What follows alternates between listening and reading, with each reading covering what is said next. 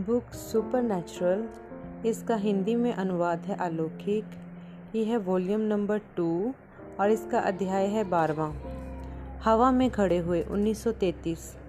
William ब्रनम का यह नया पाया हुआ विश्वास यीशु मसीह में उसके लिए कुछ अलग सी चीज़, यह कोई अतिरिक्त चीज़ नहीं था, जैसे कि अपनी डबल रोटी पर लगाने के लिए मक्खन और जेली। यह उसी की रोटी थी। 24 साल तक वह लक्ष्यहीनता के साथ अपने ही आत्मिक जंगलों में भटक रहा था, भुखमरी की हद तक भूखा, एक आत्मिक मायने में छाल, पत्तियां और घास खा खाकर जी रहा था। और अब पहली बार अपने जीवन में वह पहली बार ऐसा वास्तविक भोजन खा रहा था जो आत्मिक पोषण से परिपूर्ण था। यीशु मसीह जीवन की रोटी में से खाते हुए जो स्वर्ग से उतरकर इसलिए आए थे कि एक मरते हुए व्यक्ति को अनंत जीवन दे दें। बिल को अपनी आत्मिक सामर्थ्य हफ्ते दर हफ्ते बढ़ती हुई महसूस होने लगी। अचानक संसार का मतलब उसके लिए पसीने और छालों, तिरस्कार और भ्रम से कहीं ज़्यादा हो गया था। अब बिली के पास थी आशा और प्रेम और एक हमेशा का उद्देश्य। यीशु मसीह में उसका विश्वास जल्दी ही उसके वजूद का केंद्र बन गया। वह केंद्र बिंदु, धुरी जिसके चारों ओर उसके सारे विचार और काम घूमते थे। बिली ने अपने पास्टर को यह प्रचार करते हुए सुना था कि जिस वजह से सर्वशक्तिमान खुदा ने अपने विचारों को बाइबल में चित्रित किया है, वह यह है कि प्रत्येक मसीही अपने जीवन के विषय में प्रभु की इच्छा को जान ले। केवल इतना ही चाहिए था कि बाइबल पढ़ो और प्रार्थना करो। वह कहावत अब बिली को समझ में आने लगी और वह अपनी बाइबल को जुनूनी तौर पर पढ़ने लगा, वचन के अपने ज्ञान को बढ़ाने की उत्सुकता के साथ, ताकि वह उसे हर दिन काम में ला सके। उसे तो बाइबल खजानों से भरा मकान का खजाना जान पड़ती थी, जो उसे अचानक ही मिरास में मिल गया था। वह प्रत्येक कमरे में जाना चाहता था, सारी दराजें खोलना चाहता था, अलमारियां खोलना चाहता था और सभी कोठरियों में ढूंढ ढांड करना चाहता था कि देखें असल में वह सब है क्या जिसका वह मालिक बन गया है। उसने ज़्यादा किताबें नहीं पढ़ी थी, क्योंकि उसने 10 साल पहले ही 7वीं कक्षा समाप्त कर ली थी, सो उसका पठन कौशल बिगड़ चुका था और धीमा हो गया था। उसे सामान्य अर्थ तो अच्छी तरह समझ में आ जाते थे, लेकिन वह पुराने नियम के उन कठिन शब्दों को उच्चारित नहीं कर पाता था, जैसे अतशस्त्र, नबूकदनेस्सर, जरुब्बाबेल, बनिया, और उसे अक्सर किंग जेम्स अंग्रेजी के अजीब वाक्य रचना के साथ संघर्ष करना पड़ता था, जो उसकी केंटकी की बोली से बहुत ही परे हटकर थी। जब 1933 की शुरुआत में उसने अपना पहला सरमन प्रचारा था, बिल को अपनी ही जुबान पर भरोसा नहीं हो रहा था कि अंग्रेजी को जोर से बोलकर पढ़े। उसके बजाय उसने होप को राजी किया था कि मंच पर उसके पीछे बैठे और उसके लिए बाइबल के हिस्से को पढ़ दिया करे जब वह इशारा करे। उसका विषय था खुदा का अनुग्रह और ध्यान रखना सैमसन की उथल पुथल से भरी हुई जिंदगी के दौरान। होप ने बिल का लेख न्यायियों की पुस्तक में से पढ़ा और फिर बिल ने उसे समझाना और विकसित करना शुरू किया। जल्दी ही वह सभा के लिए पढ़ना चाहता था यूहन्ना 14 में यीशु ने क्या कहा है। उसने होप को इशारा किया और उसने शुरू किया, तुम्हारा मन व्याकुल ना हो। बिली बीच में ही बोल उठा, आपने सुना कि इसने क्या कहा है, किसी भी हालत में परेशान मत होना। उसने फिर होप को इशारा किया और वे आगे पढ़ने लगी, तुम खुदा पर विश्वास करते हो, मुझ पर भी करो। फिर बिली ने बीच में ही बोला, क्या आप ऐसा कहते हैं, करते हैं? क्या आप वाकई में विश्वास करते हैं? और इस तरह से प्रचार कार्य के उसके पहले शुरुआती उबड़ खाबड़ प्रयास जारी रहे, अनाड़ीपन से भरे और वे सिलसिलेवार से, हाँ, परंतु एक गहन सत्यनिष्ठा के द्वारा प्रेरित होने के कारण उसे सुनने में भला बना दिया। श्रोताओं में बैठकर सुनते हुए एला ब्रैनम ने अपने बेटे के शब्दों को बड़े ध्यानपूर्वक सुना। बिली के जीवन में ऐसा बड़ा बदलाव, साथ ही साथ उसका चमत्कारी रूप से चंगा होने ने किसी आत्मिक चीज को उसके प्राणों के अंदर जागृत कर दिया। उसने इसका जवाब दिया अपने 29वें वर्ष में अपना जीवन यीशु को दे देने के द्वारा। खुशी से उमड़ते हुए बिल ने अपनी माँ को प्रभु यीशु मसीह के नाम में बपतिस्मा दिया। अपनी माँ के प्रत्युत्तर से प्रोत्साहित होकर बिली अपने पिता को भी चर्च आने के लिए जोर देने लगा। चार्ल्स ब्रैनम ने मना कर दिया और बिली के प्रयासों के बावजूद भी उस दिशा में उसे हिलाया न जा सका। इस बात ने बिली को चिंतित किया। वह खोए हुओं के लिए अपनी चिंता को अलग नहीं कर पाता था। उस भयानक अनुभव के आधार पर कारण, जो कि 14 वर्ष की उम्र पर ऑपरेशन के दौरान उसे हुआ था, जब वह ऐसा प्रतीत होता था कि खोए हुए और भटकते प्राणों के इलाके आयाम में गहराई तक डूब गया था। अब बिल अक्सर यह प्रार्थना किया करता था, प्रिय खुदा, मेरे डैडी को उसके जैसे जगह में मत जाने दीजिएगा। कृपया उन्हें भी आपका अनुग्रह देख पाने दें और आपकी माफ़ी प्राप्त कर पाने दीजिए। एक रात को जब उसके परिवार के ज़्यादातर लोग बिस्तर पर चले गए थे, उसके बाद बिली अब पहले कमरे में कपड़े की चटाई पर लेटा हुआ था। अपने पिता के लिए प्रार्थना कर रहा था, जो नीचे एक स्थानीय शराबखाने में थे और पी रहे थे। जब बिली प्रार्थना कर ही रहा था, उसे लगा जैसे कि एक आवाज़ उससे कह रही हो, उठकर खड़े हो जाओ। वह उठकर खड़ा हो गया और सामने के दरवाजे से बाहर निकल गया, यह ना जानते हुए कि क्यों, परंतु ऐसा महसूस कर रहा था जैसे कि वह किसी चीज़ की ओर खींचा जा रहा है। घर के पीछे एक पगडंडी चली जाती थी, कई सारे खाली स्थानों के पार, जिसमें झाड़ू सरीकी घास की भरमार थी, जो कि लाल सी घुटनों तक ऊंची घास होती है, जो उस इलाके में सामान्यतः होती हैं। बिली उस पगडंडी पर सितारों की रोशनी में चलता गया। जब वह मैदान के बीचों बीच पहुंच गया, वह घुटनों के बल झुक गया, सिर झुकाया, हाथ जोड़े और अपने पिता के लिए प्रार्थना करना शुरू कर दिया। अचानक ही उसने अपनी आंख खोली और अपने सामने 10 फीट की दूरी पर एक आदमी को खड़े देखकर चौंक गया। एक बहुत ही असामान्य आदमी, छोटे कद का और पतले शरीर का, बाल कंधों तक लंबे, एक छोटी छटी हुई दाढ़ी और एक सफ़ेद अंगरखा पहने हुए साफ तौर से सितारों के नीचे खड़ा हुआ था। मनुष्य का चेहरा बिल के एक तरफ था, पूर्व की ओर देखते हुए। वह एक शांतिपूर्ण मुद्रा में था। उसके हाथ में हाथ बंधे हुए थे और पैर अलग अलग थे। एक पैर दूसरे से थोड़ा सा आगे को बढ़ा हुआ था।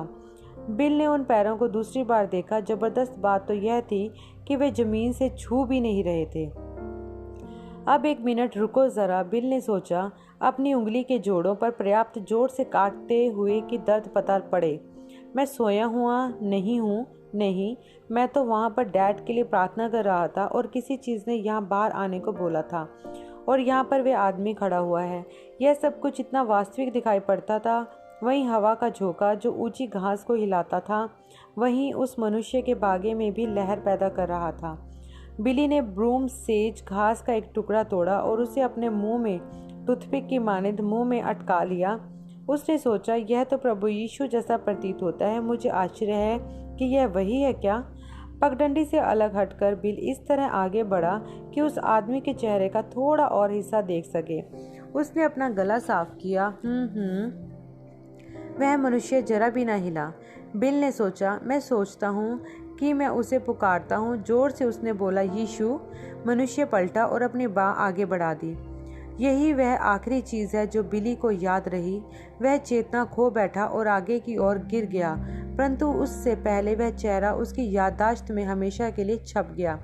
एक ऐसा चेहरा जो विशेषताओं से इतना परिपूर्ण था कि दुनिया में कोई कलाकार उसे कभी चित्रित नहीं कर सकता। वह एक चेहरा था जो आधिपत्य अधिकार से सख्त था। वह ऐसा लगता था जैसे कि यदि वह बोला तो संसार का अंत ही हो जाएगा। फिर भी उसकी आंखों से अत्यधिक दया और करुणा और प्रेम प्रस्फुटित हो रहा था। सुबह भोर में बिल अपने आपे में आया। अभी भी ब्रूम सेज के मैदान में ही था।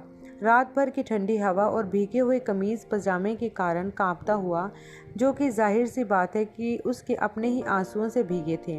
वह चलकर घर चला गया, कपड़े बदले और फिर उत्तेजना से बड़बड़ाते हुए वह सीधा अपने पास्टर के घर की ओर चल दिया, उनकी राय लेने के लिए। डॉक्टर डेविस इस घटना का सुनकर कतई उत्तेजित न हुए।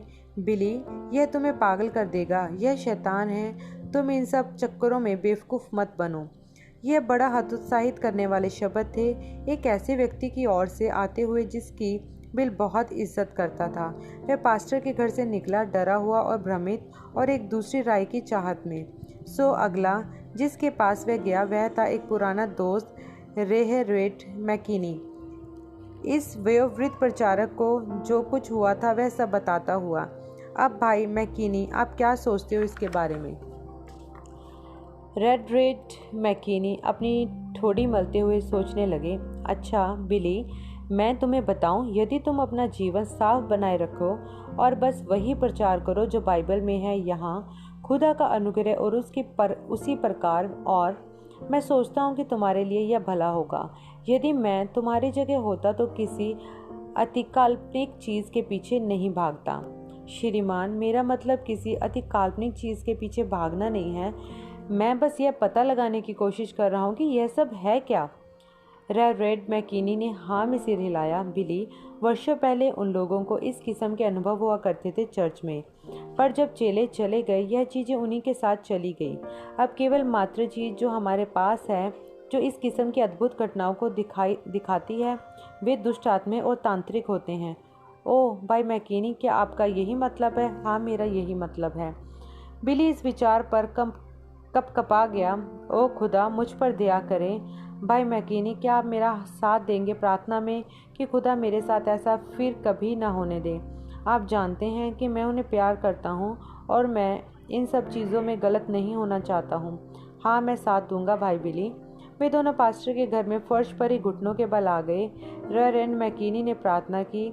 स्वर्गीय पिता, मैं आपसे यह कहना चाहता हूँ कि आप इस जवान मसीही जीवन को इन शैतानी घटनाओं के द्वारा पीड़ित किए जाने से बचा लें। हाँ स्वर्गीय पिता, बिली ने प्रार्थना में स्वीकारा।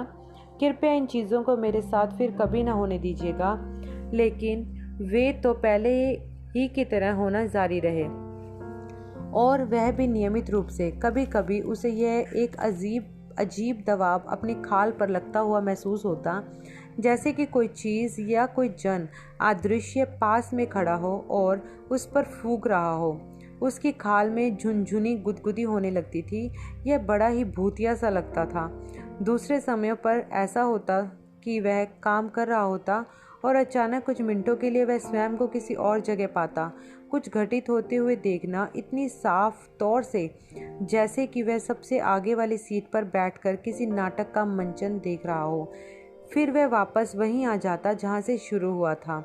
अब चेतना अवस्था समाप्त हो जाती, जिंदगी वापस ऐसी शुरू हो जाती जैसे कुछ कभी हुआ ही ना हो। परंतु तस्वीर तो उसके मन में बनी रह जाती थी। वह वहां होकर आया होता था, उसने कुछ देखा होता था और वह उसे भूल नहीं पाता था या उसकी अपेक्षा नहीं कर पाता था, तब भी जब वह यह नहीं जानता होता था कि उसका मतलब क्या है। उसने दोबारा अपने पास्टर के शब्दों को याद किया, यदि तुम अपने खुद के जीवन में खुदा की इच्छा जानना चाहते हो तो बाइबल पढ़ो और प्रार्थना करो। बिल ने एक बांज वृक्ष के नीचे अपने लिए जगह ढूंढ ली और अपनी समस्या के लिए रात में बहुत देर तक प्रार्थना करता रहा। किसी समय मध्य रात्रि के बाद उठकर उसने अपनी धूल झाड़ी और घर के लिए चल निकला। उसकी माँ ने उसके वापस अंदर आने की आहट सुन ली और उसे पुकारा। उसे बताया कि उसकी बहन बीमार है। बिली उस कमरे के बाहर रुका जहाँ डिलोरेस सो रही थी। घुटनों के बल झुका और अपनी 3 साल की बहन के लिए प्रार्थना की। फिर ऊपर कमरे में चला गया। जैसे ही उसने अपना दरवाज़ा बंद किया, एक खड़खड़ाने की आवाज़ आई, जैसी 2 बिजली के नंगे तारों के मिलने से होती है। क्या कमरे में शॉर्ट सर्किट हो गया था? उसकी आंखें दीवार पर लगे सॉकेट को जांचने लगी। तभी कमरे में एक अजीब पीली हरी रोशनी भर गई। अगले ही पल पूरा कमरा ही गायब हो गया। बिल को ऐसा प्रतीत हुआ कि हवा में खड़ा है। खौफ उसके हृदय की मांसपेशियों को निचोड़ने लगा। क्या हो रहा था? क्या वह मर रहा था या वह पहले ही मर चुका है? वह ज्योति जो अभी भी उसके चारों ओर चमक रही थी, छन कर नीचे आ रही थी, किसी ऐसे स्रोत से जो सिर से ऊपर था। उसने ऊपर देखा, वो चक्का एक बहुत बड़े धधकते सितारे स्वरूप चक्र में घूमता हुआ उसकी ओर आ रहा था। बिली का दिल ऐसे धड़क रहा था जैसे टीन का ड्रम हो। उसका सीना तन गया और वह सांस नहीं ले पा रहा था। उसने चीखने की कोशिश की, पर वह अपने फेफड़ों से कोई हवा बाहर फेंक ही ना सका। पर्याप्त अजीब रीति से वह जलता हुआ गोला पास आते आते सिकुड़ कर छोटा होता गया, जब तक कि वह उसकी मुट्ठी भर का ही न रह गया। वह उसके सीने से टकराया, बिना किसी प्रतीत होते दबाव के उसके हृदय में समा गया। उस जगह पर दृश्य बदल गया। बिली ने अपने आप को एक ऐसी पहाड़ी पर पाया जिस पर खूब घास थी। ज़मीन पर उसके सामने ट्रॉफियां रखने वाला पुराने तरीके का शीशे का मर्तबान रखा हुआ था, उस किस्म का जिसका पैंदा चौकोर होता है और ढक्कन गोल। लेकिन बजाय इसके कि उसमें पेपरमिंट वाली टॉफियों की डंडियां हों, इस मर्तबान के अंदर एक बड़ा तंबाकू में होने वाला पतंगा बंद था, जो बहुत ज़ोर ज़ोर से शीशे की दीवारों पर टक्कर मार रहा था, आज़ाद होने की कोशिश में। ग्रामीण क्षेत्र वाले प्राकृतिक इलाके को देखने की इच्छा में बिली दाहिनी ओर घूम गया। वहाँ पर एक दूत खड़ा था, सरल और दुर्जय, जो एक सफ़ेद पागा पहना हुआ था जिसमें से उसकी अपनी रोशनी निकलती प्रतीत हो रही थी। बिली ने उसका चेहरा देखने की चेष्टा में आंखें मींची, पर वह फिर भी देख नहीं पाया। स्वर्गदूत की मुखाकृति ज्योति का पुंज सरीखा प्रतीत हो रहा था। स्वर्गदूत ने कहा, सावधान हो जाओ, देखो मुझे तुमको क्या दिखाना है। उसने मर्तबान की तरफ इंगित किया। बिली ने फिर से मर्तबान की ओर देखा। ठीक उसी समय जब उसे एक बाँह दिखाई पड़ी जिसने एक पत्थर मारा, जिसने शीशे से टकराकर उस पतंगे के कैदखाने को तोड़ डाला। उस मोटे तंबाकू वाले पतंगे ने निकल भागने की चेष्टा की, परंतु वह जमीन से उठ ही न पाया। उसका शरीर उसके कड़े बालों वाले पंखों के लिए बहुत भारी था। उस पतंगे ने अपना मुंह खोला और उसमें से मक्खियों के झुंड उड़ते हुए निकले। अपने क्रोधित भुनभुनाने के द्वारा सारी हवा को भर दिया। वे मक्खियां हर दिशा में फैल गई। उनमें से एक बिली के कान में घुस गई। बिली चौंक गया। स्वर्गदूत ने कहा, सावधान हो जाओ, मक्खियां दुष्टात्माओं को चिन्हित करती हैं, जैसे कि तंत्र मंत्र और भावी बताना। सावधान हो जाओ। बिली को नहीं मालूम कि वह घर लौटकर कैसे आया। एक सेकंड के पहले वह उस घास के बड़े पहाड़ पर था और अगले पल वह अपने कमरे के अंधेरे में वापस था। उसने इस दरमियान आंखें झपकी तक न थी। वह कहाँ होकर आया था, वह वहाँ कैसे पहुँचा और फिर वह वापस कैसे आया। उस अजीब अनुभव के कारण वह कांपने लड़खड़ाने लगा था, सो वह बिस्तर से सरक गया। पर उस रात उसे नींद नहीं आई। वह उस स्वर्गदूत की चेतावनी को अपने मन में बार बार दोहराता रहा, अचंभा करते हुए कि उसका मतलब क्या होगा भला। अगले दिन काम पर बिली बहुत ज़्यादा सावधान था, उछल जाने की हद तक। वह किसी तीक्ष्ण चीज़ के घटित होने की अपेक्षा में ही बना रहा था। अपने दोपहर के भोजन की छुट्टी के दौरान वह उस रोज़मर्रा के सामान की दुकान में जाकर रुका, जहां जॉर्ज डियॉक और उसका भाई एड दोनों काम करते थे।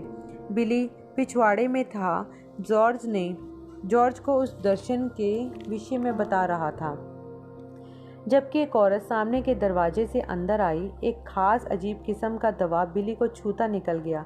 उसी प्रकार की अनुभूति जो उसने तब अनुभव की थी जब वह उस ग्रेआउंड बस में घुसा था, जिस समय एक खंगोश यात्री ज्योतिषी के द्वारा उसे एक संभाषण सुनाया गया था। उसने अपने दोस्त से इसका जिक्र किया। जॉर्ज उस औरत के मामले में कुछ अजीब था।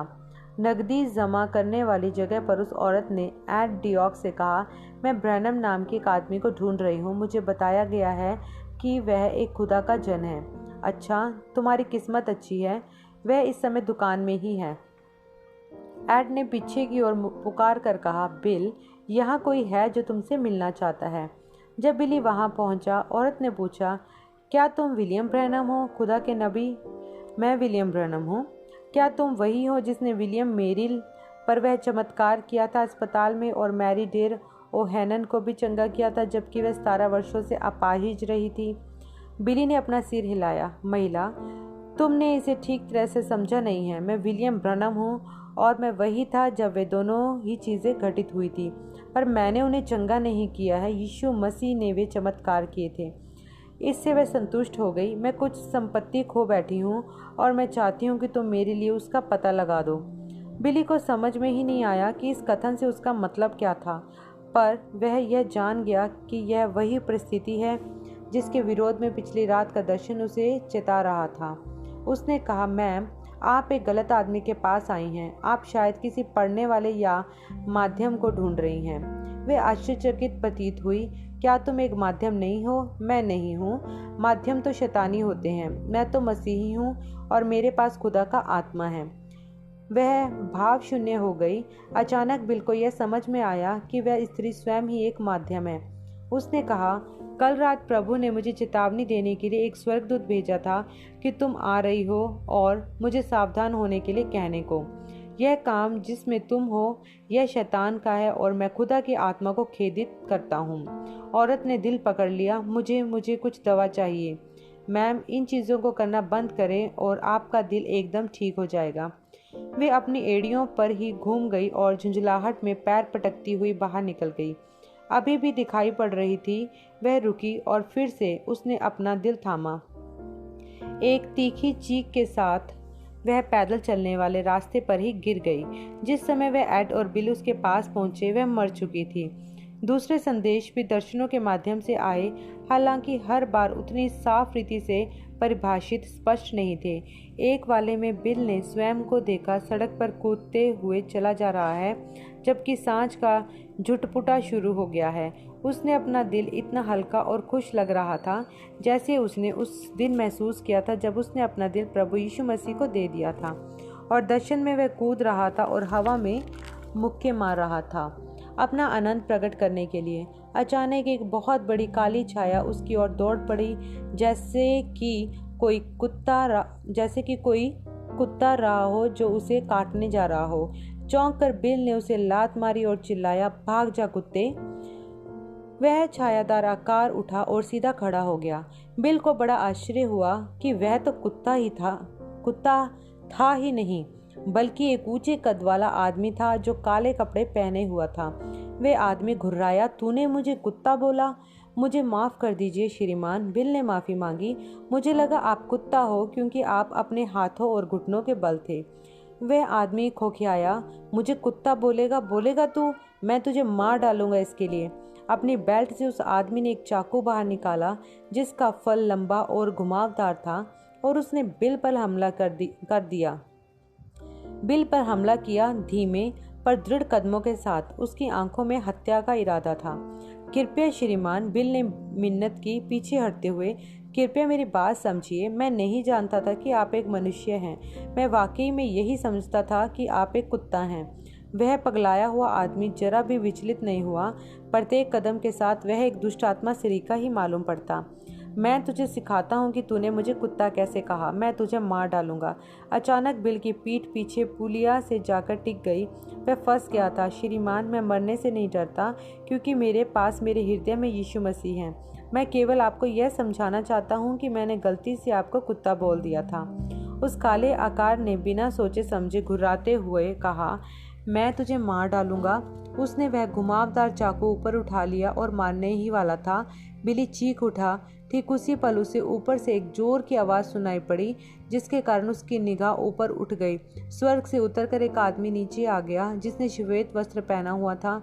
उसने बड़ी स्थिरता दृढ़ता के साथ बिल की दाहिनी ओर अपने पाँव टिका दिए और बिल के हमलावर के सामने एक सख्त और बेधड़क रीति से उसे घूरते हुए खड़ा हो गया। हमलावर पीछे हट गया। उसका चाकू, जो कि अभी भी हवा में ऊपर उठा हुआ था, कांपा और उसकी उंगलियों में से गिर गया। पलटकर वह काला आकार उतनी ही तेजी से भाग खड़ा हुआ जितनी तेजी से भाग सकता था। श्वेत वस्त्र में वह आदमी बिल की ओर घूमा और मुस्कुराया। कम से कम बिल को तो वह मुस्कुराहट ही लगी। बिल ने बड़ी मेहनत करी, जितना वह कोशिश कर सकता था उसके चेहरे को साफ रीति से देखने की, पर स्वर्गदूत की मुखाकृति धुंधली थी और पहचानी नहीं जा सकती थी। अपने श्वेत वस्त्र को कसकर खुद पर लपेटकर वह मनुष्य वापस स्वर्ग में उड़ गया। फिर दर्शन समाप्त हो गया। इसका क्या मतलब था? बिल निश्चित नहीं था, परंतु जब तक कुछ और चीज़ और ख़ास रीति से इसे ना समझाएं, जाहिर करें, उसने इसे यह समझ लिया कि खुदा एक स्वर्गदूत को भेजकर उसे प्रत्येक उस फंदे जाल से बचा लेंगे जो शैतान उसके लिए लगाएगा। विलियम ब्रैनम ने अपनी नई सेवकाई की गंभीरता से लिया। अपनी शपथ के सच्चा साबित होते हुए हर मौका जो प्राप्त होता वह सुसमाचार का प्रचार करने लगा। अपने विश्वास को यीशु के प्रेम और भलाई में होकर साझा करने लगा। अपने पुराने दोस्तों, अनौपचारिक जान पहचान वालों से और तो और पूर्ण अजनबियों से, उन सबसे पहले लोगों में जिन्हें उसने प्रभु तक अगुवाई की थी, श्रीमान शॉर्ट वह डिप्टी शेरिफ जिसने बिली के शिकारी कुत्ते फिट्स को जहर दिया था। कई एक उनके पश्चात आए। बिल लगातार यीशु की गवाही देता रहा। ना ही वह डरता था अपरंपरागत स्थितियों में बात करने में, जैसे बस स्टॉप, मिस्त्रियों के गैरेजों में, सड़क के कोनों पर और नरक पार्कों में। जहाँ कहीं भी वह लोगों के झुंड को पाता जो पर्याप्त समय तक रुक कर सुने। इसका नतीजा यह हुआ कि उसके विश्वास को लगातार चुनौती मिलती रही। एक शनिवार को बिल एक पार्क में लोगों के एक छोटे समूह को प्रचार कर रहा था, जबकि एक आदमी जो पार्क के पड़ोस में रहता था वहां से अपने हाथों में रोजमर्रा का सामान, राशन का थैला उठाए हुए गुजर रहा था।